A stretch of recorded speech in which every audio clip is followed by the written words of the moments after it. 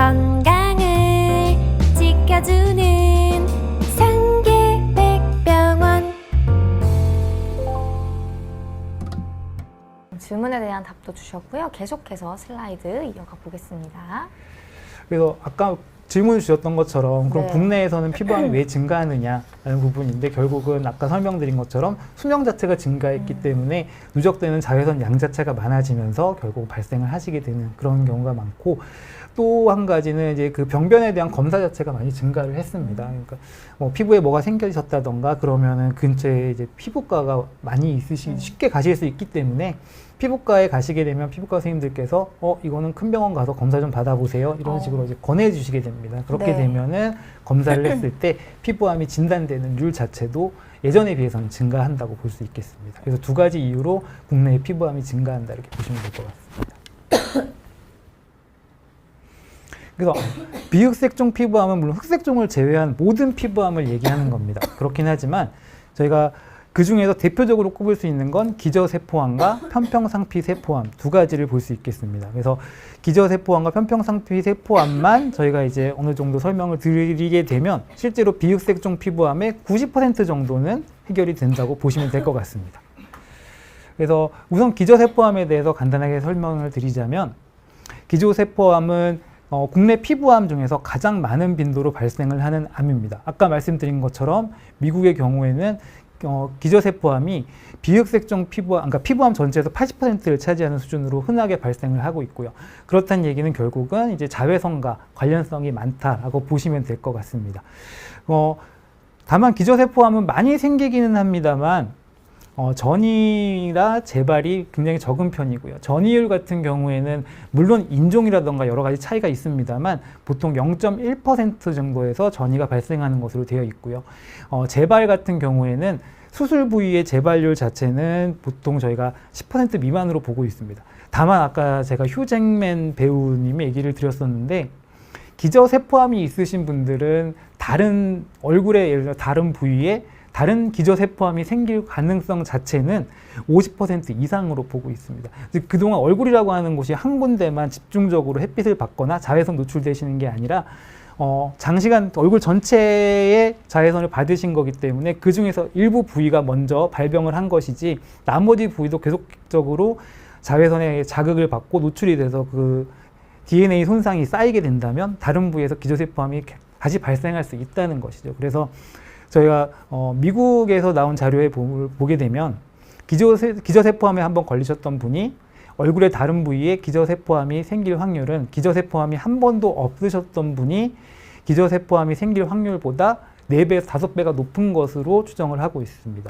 그래서 저희 병원에 이제 기저세포암으로 수술을 받으시는 분들께는 제가 꼭 오실 때마다 선크림 잘 바르고 계시는지 꼭 확인을 해드립니다. 그래서 그런 선크림을 자주 발라주셔야 되고 적절한 방법으로 잘 사용을 해주셔야 자외선에 의한 추가 손상을 막으실 수가 있습니다. 그래서 기저세포암은 자외선과 연관관계가 높기 때문에 결국 코를 포함한 안면부 중앙, 눈 주변 이런 데 잘 생기는 걸로 되어 있고요. 햇빛 노출구에 주로 발생을 하게 됩니다. 그래서 햇빛과 연관성이 굉장히 높은 암이라고 생각을 해주시면 되실 것 같고요. 그 다음으로 이제 두 번째로 흔한 편평상피세포암을 보시게 되면 얘는 물론 당연히 햇빛 노출부에도 잘 생깁니다. 그래서 햇빛이 노출되는 안면부라던가 손등, 아니면 팔, 다리 쪽에도 잘 발생을 하시지만 그 외에 흉터라던가 만성 상처가 있는 곳, 아니면 지속적으로 뭔가 자극이 가해지는 곳에 염증이 생기면서 그 염증이 오래됐을 때 편평상피세포암으로 진행을 하실 수가 있습니다. 편평상피세포암은, 그러니까 편평상피세포라고 하는 것은 저희 몸 전체에 퍼져 있는 세포입니다. 그래서 그 대장이라던가 위 이런 것들을 다 막고 그 벽을 세워주는 곳이 편평상피세포인데, 그 세포들에서 이제 DNA 손상이 발생하면서 발생하는 게 편평상피세포암이라서, 이 편평상피세포암이 피부에서 먼저 생겨서 이렇게 존재할 수도 있지만 다른 부위에 생긴 편평상피세포암이 전이를 해서 피부로 오시는 경우도 있습니다. 피부에서 발견되는 편평상피세포암 중에 5% 정도가 그렇게 전이에 의해서 발생하는 거라고 이제 발표된 논문도 있습니다만 정확한 비율은 아직까지 계산이 되진 않았고요. 대략 5% 정도라고 보시면 되실 것 같고, 그 외에 특징적으로는 전이 자체가 조금 앞에 설명드린 기저세포암보다는 전이율이 높습니다. 그래서 높게 보시는 분들은 거의 한 6에서 8% 정도 보시고 계시고, 수술을 해서 치료를 하더라도 재발률도 한 10% 정도로 보고 있습니다. 그래서 좀 잘 생기는 부분들이 있기 때문에 조금 기저세포암에 비해서는 좀 더 공격적인 암이다 보실 수 있습니다. 다만 전이율이 다른 암들에 비해서는 높은 게 아니기 때문에 사전에 저희가 수술 전에 전이 여부에 대해서 검사를 하고 전이가 없다고 하면 이 원발 병소에 대해서 수술적으로 잘 처리를 하면 재발률은 많이 낮출 수가 있습니다. 햇빛하고 관계되는 경우에는 저희가 광선각화증이라고 하는 전암병변, 그러니까 암이 되기 전 단계의 병변을 볼 수가 있는데요.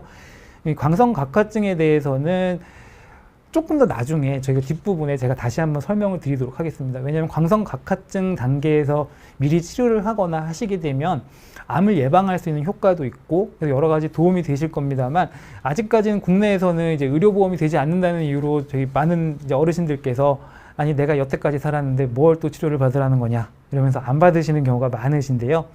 그래서 그런 부분들에 대해서는 제가 뒤쪽에서 조금 설명을 드리고요. 그래서 나중에 여유가 되신다면 광선각화증은 치료를 하시는 게 좋습니다. 그래서 그 외에 아까 말씀드린 거 흉터라던가 만성 상처, 그리고 염증이 반복되는 자리에서 생기는 편평상피세포암의 경우에는 저희가 마졸린 궤양이라는 이름으로 따로 부르기도 하는데요. 그런 경우에는 전이가 될 확률 자체가 40%까지 높은 걸로 돼 있고 재발도 흔하게 나타나는 걸로 돼 있습니다. 그래서 그런 부위들은 단순하게 암을 치료하기보다는 흉터 자체를 다 미리 교정을 한다던가 아니면 암을 제거를 하고 나서 만성 상처 자체 그리고 염증 자체를 줄일 수 있는 방법까지 같이 치료를 하지 않으시게 되면 재발률이 굉장히 높기 때문에 그런 경우엔 각별히 신경을 써서 치료를 받으셔야 됩니다.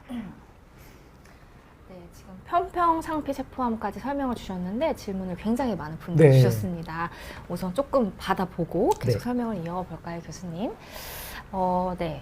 지금 기저세포암의 치명률에 대해서 질문을 좀 주셨어요. 오늘 밤 주인공님께서. 네, 기저세포암은 아까 설명드린 것처럼 굉장히 공격적인 암은 아닙니다. 그렇기 때문에 네네. 수술적으로 치료를 하시면 거의 다 완치가 가능하신 경우가 많으신데 결국 전이가 되는 0.1%의 경우에 한해서 조금 위험하다라고 보시면 되실 것 같고요. 그런 경우에는 저희가 이제 치명률이라고 하는 부분은 조금 이제 정확한 표현은 아니긴 합니다. 어떻게 보면 이제 암 같은 경우에는 보통 5년 생존율 네네. 이런 식으로 얘기를 드리게 되는데 워낙에 비율이 작기 때문에 뭐 구체적으로 나와 있는 5년 생존율이라던가 이런 부분은 없지만 보통 40% 정도에서는 5년 내에 사망한다고 외국에선 통계가 돼 있습니다. 근데 아무래도 아까 처음에 설명드린 것처럼 인종에 따라서 그런 전이라던가 피부암에 대한 그런 공격성 이런 게 약간 차이가 나기 때문에 그러니까 한국에서 치료를 할 때 기저세포암이 사망에 이르게 정도까지 가는 경우는 거의 없습니다. 왜냐하면 이제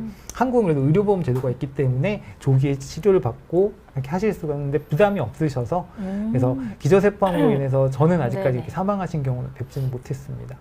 그렇군요. 조금은 그래도 비교적. 조금 네, 비교적 순한- 양호한, 네, 아주 네. 착한 암이라고 보시면 되겠습니다. 그렇군요. 근데 저는 사실 제일 궁금했던 게 우리가 왜 흑색종도 그렇고 많은 분들이 궁금해하시는 것 중에 하나가 이게 점인가요, 아닌가요? 라는 네. 질문이지 않을까 싶어요. 근데 혹시 이 외형으로도 흑색종과 이런 기저세포암 그리고 편평상피세포암이 좀 구분이 가능한지 이게 좀 궁금합니다, 교수님. 어느 정도 모양을 보면은 이제 네. 비흑색종 피부암 같은 경우에는 구분이 어느 정도 가능하긴 합니다. 근데 그래요? 이제 일부 기저세포암 같은 경우에 정말 점처럼 까만색 형태로 나타나시는 경우가 있어서 그런 경우에는 이제 조금 구분이 필요하실 수가 있는데 일단 저희가 대부분 햇빛 노출부에 생기시는 경우에는 비흑색종 피부암을 더 많이 생각을 하게 됩니다. 좀 어떤 부위가 있을까요, 구체적으로? 그러니까 기저세포암 같은 경우에는 거의 100% 안면부 쪽에 많이 생기시는 네네. 거고요. 되게 이제 팔, 다리라던가 아니면 손등 같은 경우 이런 부위에 아니면 볼 쪽에 생기시는 경우에는 기저세포암보다는 편평상피 세포암이 조금 더 흔하게 나타나는 걸로 되어 있습니다. 그래서 근데 이제 흑색종 같은 경우에는 제가 자료를 따로 뭐 슬라이드로 준비하지는 않았지만 보통 이제 점이 흑색종이 되는 경우가 많다고 되어 있으신데 동양인에서는 아무래도 이제 몸통부보다는 손발 쪽에서 흑색종이 더 많이 좀 생기는 말단에. 걸로 돼 있고 그래서 이제 그런 경우에 그러니까 손발에 점이 있거나 그런 경우에는 저희가 신경을 써서 보라고 되어 있습니다. 그러니까 점이라고 해서 반드시 다 피부암이 되거나 흑색종이 되는 건 아니기 때문에 보통 뭐 자료 찾아보시면 많이 나오실 겁니다. 뭐 크기가 6mm 이상이라던가 모양이 뭐 비대칭이라던가 점의 색깔이 뭐 하얀 뭐 약간 옅은 부분이 섞여 있고 막 네. 얼룩덜룩한 모양이라던가 그런 게 보이게 되고 크기에 갑작스러운 증가가 생긴다고 하면 그때는 검사를 해보세요라고 얘기를 드리는데 일부 외국에서는 점이 있는 경우에 선천적으로 어릴 때부터 점이 있는 경우에 보통 10대가 되면 제거를 해주라고 권고를 하는 경우도 있습니다. 그러니까 아예 이건 피부암이 될 소지가 있으니 미리 제거를 하라고 돼 있는 부분인데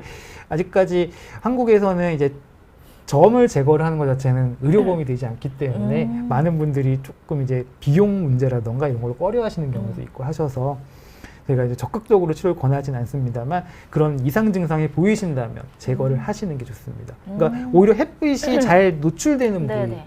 부위라면은 오히려 이제 흑색종이나 이런 부분에 대한 거는 크게 좀 염려를 안 하셔도 되시는 거고 오히려 이제 햇빛 노출부가 아닌 부위 그러니까 저희가 뭐 발이라던가 손끝 같은 데는 햇빛에 노출되는 부위는 아니기 때문에 그런 부위에 점이 생긴다면은 오히려 더 위험하다고 생각을 하시면 될 것 같습니다. 네, 지금 그리고 평평상피세포암 같은 경우에는 햇빛 노출부 외에도 발생한다 이렇게 설명을 주셨는데요. 그러면 좀 어떤 부위에 좀 이렇게 전신적으로 많이 생기나요? 그러면? 결국은 그러니까 그래도 제일 햇빛하고 연관돼서 많이 생기시는 부분은 손등이라던가 이제 볼 쪽 아니면 이제 광대 부위 이런 쪽으로 많이 생기시는 그런 형태를 보이시는데 아까 말씀드린 것처럼 햇빛 노출부와 상관이 없다는 얘기는 예를 들어서 특정한 업무라던가 이런 걸로 인해서 일정 부위가 계속해서 자극을 받아서 염증이 생기시는 경우라던가 아니면 상처가 발생을 했는데 그 상처가 계속해서 반복 오래되시는 경우가 있습니다. 이제 그런 경우라던가 아니면 이제 주로 이제 예전 같으면 이제 화상 흉터 같은 걸로 인해서 약간 피부가 당겨지거나 하시는 경우에는 이제 그런 부분에 반복적으로 이제 쓰시다 보면은 상처가 생기시게 되고 그런 부위에서 이제 피부암이 생기시게 되는데 그런 피부암들은 거의 대부분 편평상피세포암이고 예, 그런 경우에는 전이율도 높고 하기 때문에 치료를 보다 신경 써서 진행을 하셔야 돼요. 그렇군요. 좀 확실히 좀 구분이 됐습니다, 교수님. 네. 그럼. 건강을 지켜주는